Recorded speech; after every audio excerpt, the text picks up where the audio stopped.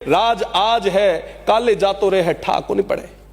हर 5वें साल जाकर इतना जहर डाल के आ जाते हैं कि 5 साल तक वो तमाम निचले तबके के वो लोग वो एक दूसरे की शक्ल देखना पसंद नहीं करते। मैं स्पष्ट रूप से कहना चाहता हूं कि अगर कोई देश का विरोधी है तो उसके खिलाफ सख्त कार्रवाई होनी चाहिए, पर जो देश का नागरिक है उसके मौलिक अधिकारों की भी सुरक्षा होनी चाहिए। गर्व से कहता हूं, मैं हिंदू हूं, सौभाग्यशाली हूं कि राजस्थान जैसे खुशहाल भाईचारे वाले प्रदेश व भारत जैसे धर्मनिरपेक्ष देश का नागरिक हूं।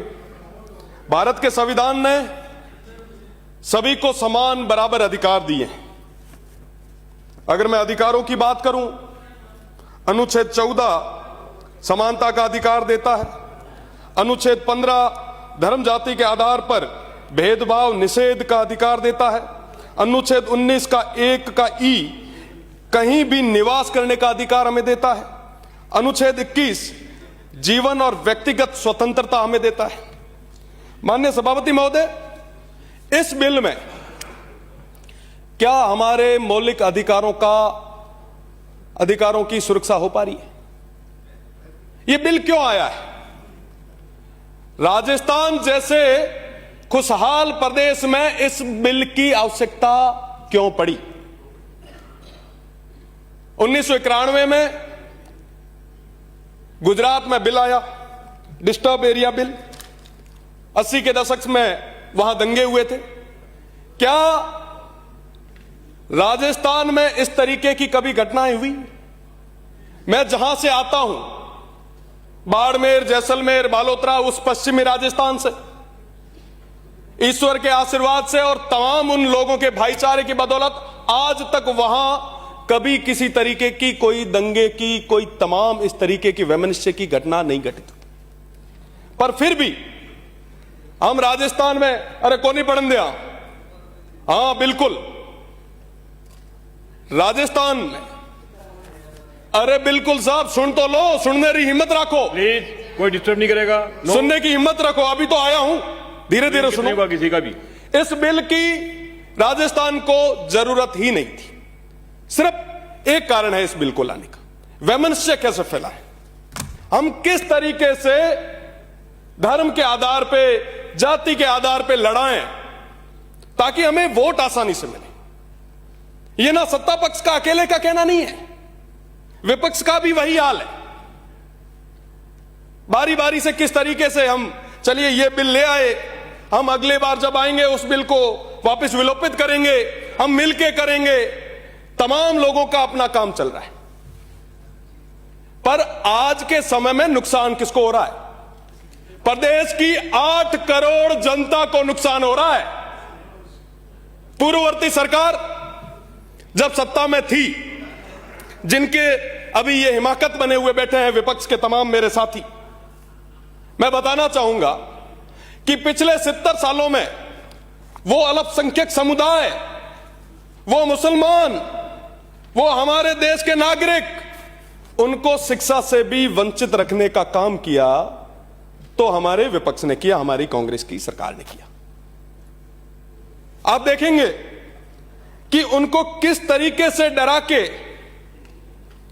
तमाम चीजों से दूर रख के, उनको एक वोट के रूप में, अगर पढ़ लिख लिए ना साहब, वो हमें वोट नहीं करेंगे, उनको डरा डरा के किस तरीके से वोट दिए। अब क्या हो रहा है साहब? अब जो सत्ता पक्ष है वो कह रहा है कि साहब आप बड़े खतरे में, ओ हो साहब, इससे नुकसान आम व्यक्ति को होगा। आज हम बात कर रहे हैं विकसित राजस्थान बनाने की, 2047 में हम विकसित राजस्थान बनाएंगे। मैं दावे के साथ कह सकता हूं, क्या इस तरीके से आप विकसित राजस्थान बनाएंगे? क्या वैमनस्य के आधार पर वो विकसित राजस्थान की नींव आप रखेंगे? हम किस तरफ जा रहे हैं? आज के समय में महंगाई पे बात होनी चाहिए, बेरोजगारी पे बात होनी चाहिए, शिक्षा के बात होनी चाहिए, चिकित्सा की बात होनी चाहिए। नहीं करेंगे साहब, उनसे वोट थोड़ी ना मिलता है। वोट तो इन तमाम बिलों से मिलता है। लड़े आपस में, सब जाते हैं लड़े। इस तरीके से इस प्रदेश को बांटना आप बंद करें। मैं किसी की पैरोकारी नहीं करूंगा, पर हकीकत यह जाननी जरूरी है। मैं विधानसभा और लोकसभा दोनों का चुनाव लड़ा। मुझे दोनों ही चुनाव में अल्पसंख्यक समुदाय के वोट नहीं मिले, पर फिर भी मैं उनकी बात करूंगा। यही लोकतंत्र की खूबसूरती। यह जरूरत है इन तमाम विषयों पे बात करने की। हम जिस विकसित राजस्थान के सपने देख रहे हैं, इस तरीके से हम उस तरफ नहीं बढ़ पाएंगे। अगर हमें आगे बढ़ना है तो हमें भाईचारे और प्रेम के साथ आगे बढ़ना होगा। आज के समय में हमारा प्रदेश, हमारा देश सिविल वॉर की कंडीशन में आ गया है। आज के समय में भाई भाई के खून का प्यासा हो चुका है। हम तमाम लोग, चाहे पक्ष में बैठे चाहे विपक्ष में बैठे, हर 5वें साल जाकर इतना जहर डाल के आ जाते हैं कि 5 साल तक वो तमाम निचले तबके के वो लोग वो एक दूसरे की शक्ल देखना पसंद नहीं करते। और हम आराम से जयपुर और दिल्ली में उन तमाम कोठियों में बैठ के, साथ में बैठ के कॉफियां पीते। क्यों साहब उनके साथ ये कुठाराघात कर रहे हैं?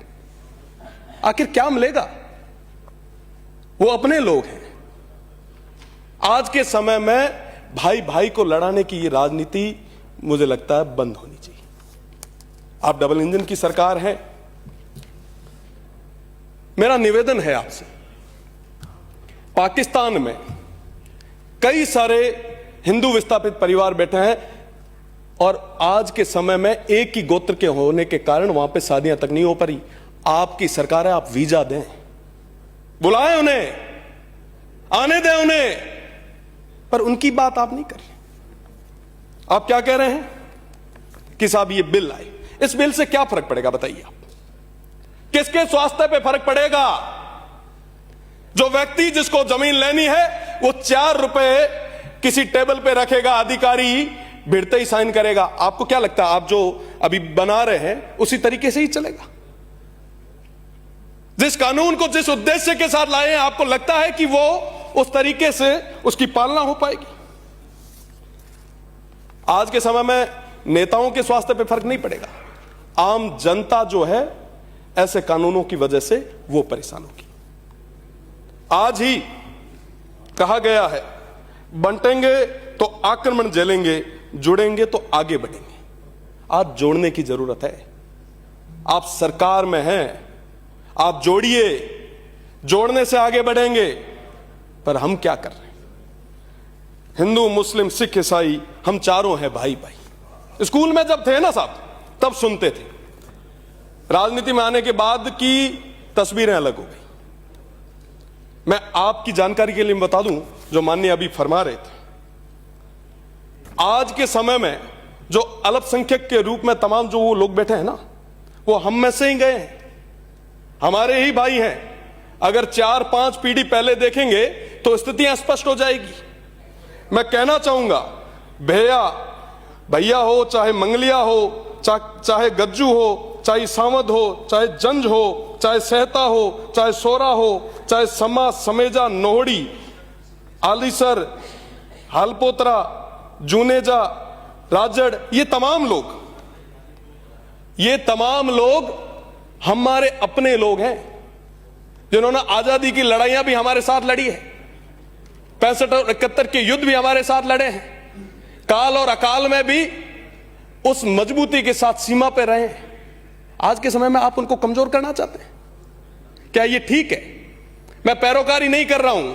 मैं स्पष्ट रूप से कहना चाहता हूं कि अगर कोई देश का विरोधी है तो उसके खिलाफ सख्त कार्रवाई होनी चाहिए, पर जो देश का नागरिक है उसके मौलिक अधिकारों की भी सुरक्षा होनी चाहिए। राज आज है, काले जातो रहे ठाक नहीं पड़े। आज से पहले भी तमाम लोग आए थे, कोई स्थायी रहा क्या? एक समय था जब गांवों में अपनायत हुआ करती थी, प्रेम हुआ करता था, पर आज के समय में कितना जहर राजनीति से, चाहे मैं भी क्यों नहीं, हम सभी ने मिलके किस तरीके से अपनायत को चूर चूर किया है। मैं एक वाकया आपको सुनाना चाहता हूं। मैं जिस गांव में रहता हूं, मेरा गांव जो है दूधोड़ा, उसमें हमारे साथ राजड़ रहते हैं। यूनिवर्सिटी में हुआ करता था। उस समय दादाजी के साथ मैं एक बैठक में गया। हमारे अली खान साहब हुआ करते थे, वो देवलोक हो गए। वहां देखा कि मेरे दादाजी की आंखों में आंसू थे। आप विचार करो कितना प्रेम हुआ करता था। आज ये स्थितियां क्यों बन रही है? क्यों हम तुष्टीकरण और ध्रुवीकरण की राजनीति पे आ गए हैं? देखिए, मुझे तो 25 साल की उम्र में प्रदेश की देवतुल्य जनता, शिव की देवतुल्य जनता ने प्रदेश की सबसे बड़ी पंचायत दिखाई है। राजनीति, मेरा निवेदन है पक्ष के और विपक्ष के तमाम साथियों से कि अपने सिद्धांतों पे करें। उस बॉर्डर को मजबूत करने में तमाम लोगों का पूरा साथ और सहयोग रहा है। आज अगर वाकई आप चाहते हैं कि हम इस देश को विकसित बनाएं, इस प्रदेश को विकसित बनाएं, तो जोड़ने से बनेगा, इस प्रेम और भाईचारे से बनेगा। आप आगे तो आइए, पर आज के समय में हम भाईचारे को खत्म करते जा रहे हैं। ऐसे नहीं चलेगा साहब। ये प्रदेश अपना है, ये राजस्थान अपना है। इस राजस्थान को आगे तक ले जाने की जिम्मेदारी हम सभी की है। 2047 तक कितने लोग रहेंगे मैं ये तो नहीं कह सकता, भगवान आपको लंबी उम्र दे, पर 2047 तक अगर विकसित करना है तो हमको जोड़ के रखना होगा। हिंदू मुस्लिम की ये लड़ाइयां हमें बंद करनी होगी। भाई भाई की तरह हमें साथ में मिलकर आगे बढ़ना होगा। तुष्टीकरण, ध्रुवीकरण, ये तमाम चीजें, अरे साहब आखिर कब तक ये हम करें? आज गांव में जो आखिरी पंक्ति में खड़ा मुसलमान है, चाहे हिंदू है, वो सब हमारे सामने उम्मीद की किरण के साथ, उम्मीद से एक तरफ देखते हैं कि साहब ये जो माननीय सदस्य आज सदन में बैठे हैं हमारे लिए बात करेंगे, हमें पानी पीने के लिए लाएंगे, शिक्षा और चिकित्सा की बात करेंगे। हम क्या कर रहे हैं सर? ये बिल लाए हैं। अभी जो माननीय सदस्य बोल रहे थे वो एकदम सही बोल रहे थे। अगर नाम भी पढ़ लो तो आप पूरा नाम एक साथ नहीं पढ़ सकते। पक्ष के जितने भी तमाम माननीय सदस्य हैं, मैं निवेदन करना चाहूंगा, अगर एक को भी पूरा नाम बिना देखे आता हो तो उठ के बोलना, मैं मान जाऊंगा। आप क्या बात कर रहे हैं? मेरा निवेदन है, हम आपके अपने हैं, आपके पराये नहीं है, पर इस तरीके की चीजें हम हमारे स्टेट को किस और ले जा रहे हैं? हम ये कुठाराघात किसके साथ कर रहे हैं? हम हमारी आने वाली पीढ़ी को क्या दे रहे हैं? हमें जो विरासत में चीजें, जो भाईचारा, जो प्रेम, जो अपनायत मिली थी, क्या हम हमारी आने वाली पीढ़ी को दे पा रहे हैं? बहुत बड़ा विषय है। मेरा निवेदन है कि इसके बारे में सोचा जाए।